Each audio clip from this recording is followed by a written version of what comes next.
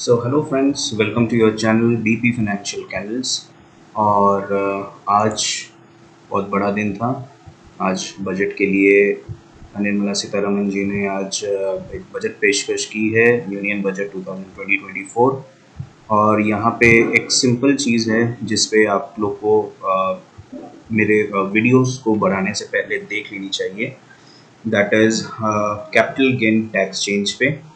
ये आप मैं एक छोटा सा क्लिप भी इसमें डालूंगा ताकि आप उस चीज़ को पहले स्टडी कीजिए, पहले देखिए कि क्या है और किस चीज़ पे बहसा बहसी आज हुई है और क्यों मार्केट एकदम से 800 पॉइंट्स गिर गई है। उसके बाद फिर वो ऊपर फिर करेक्शन हुई है 200 टू 250 प्लस पॉइंट्स।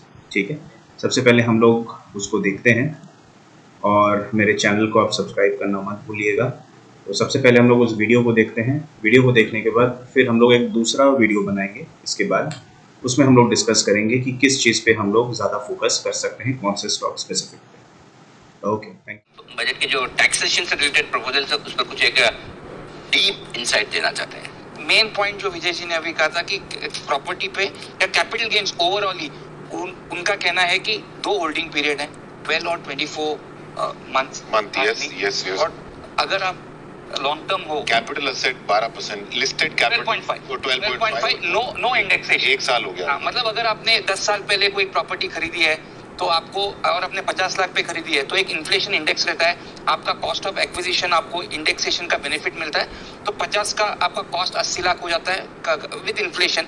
और अगर आपने 1 करोड़ पे बेचा तो सिर्फ 20 लाख पे आप लॉन्ग टर्म कैपिटल गेन 20% भरते हैं। अभी 50 लाख का आपका कॉस्ट है, 10 साल बाद आपने 1 करोड़ पे बेचा तो अब आप वो पूरा 50 लाख पे 12.5% पे टैक्स भरोगे। तो इफेक्टिव माफ कीजिए, तो इफेक्टिवली रियल एस्टेट पे टैक्सेशन बढ़ गया, कम नहीं हुआ। अगर रियल एस्टेट का अप्रिसिएशन 15% के नीचे है सालाना एनुलाइज, तो आपको नए रिजिम में अप्रोक्सीमेटली ज्यादा टैक्स देना पड़ेगा। और स्पेशली जिन्होंने बहुत पहले लिया होंगे उनके लिए थोड़ा तकलीफ हो सकता है, क्योंकि वहाँ रिटर्न ही सपोज 8%, 10% आ रहा है, 9% आ रहा है, 6% आ रहा है। तो पहले इंडेक्सेशन और डबल टैक्सेशन की वजह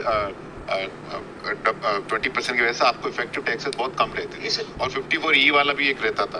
अब वो मुझे लगता है वो सारा का सारा कहानी खत्म हो गया। सिंपल एग्जांपल विजय जी, अगर जिन्होंने लो पर अभी सीधा है कि प्रॉफिट बनाओ टैक्स भरो, सिंपल। हाँ, जैसे आज आपने 30,000 स्क्वायर फीट पे खरीदा होगा 10 साल पहले, आज 45,000 है। इंडेक्सेशन की वजह से वो आपको शायद टैक्स ही नहीं देना पड़ा है। करेक्ट। लेकिन अभी आपको टैक्स देना पड़ेगा। हाई वैल्यू ट्रांजैक्शंस पे इफेक्ट होगा, क्योंकि आप लो पर देखिए 20 साल पहले बहुत लोगों ने यहाँ फ्लैट्स लिए थे आज उसका वैल्यू 5 से 6 करोड़ हो। तो 20 इयर्स में अगर आप कॉस्ट इन्फ्लेशन इंडेक्स देखें, कैपिटल गेन्स भरना पड़ेगा। विद दिस करंट रेजिम आप कुछ नहीं कर पाओगे। 4.5 करोड़ पे आपको पूरा 12.5% मतलब 60 to 70 लाख आपका टैक्स आएगा।